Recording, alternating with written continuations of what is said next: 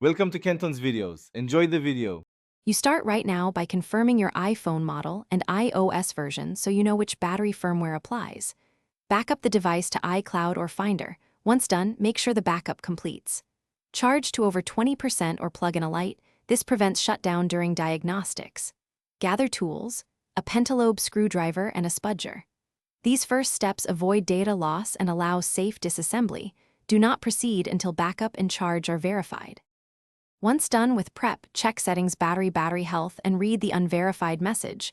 Note any serial mismatch. Power the iPhone fully off. Remove the display gently, work slowly to avoid tearing flex cables, and disconnect the battery connector. Document connector positions with clear photos. This helps if connectors look similar.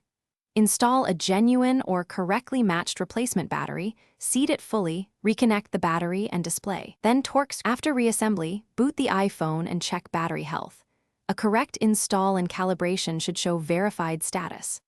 To calibrate, charge uninterrupted to 100%, then use the phone until it shuts down and recharge to 100% again. This helps the system measure capacity accurately. If the unverified label persists, power down and recheck connectors and seating.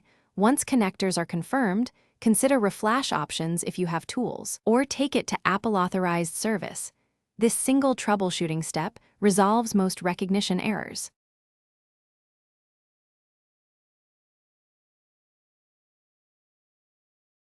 Thanks for watching. Consider subscribing if we helped you.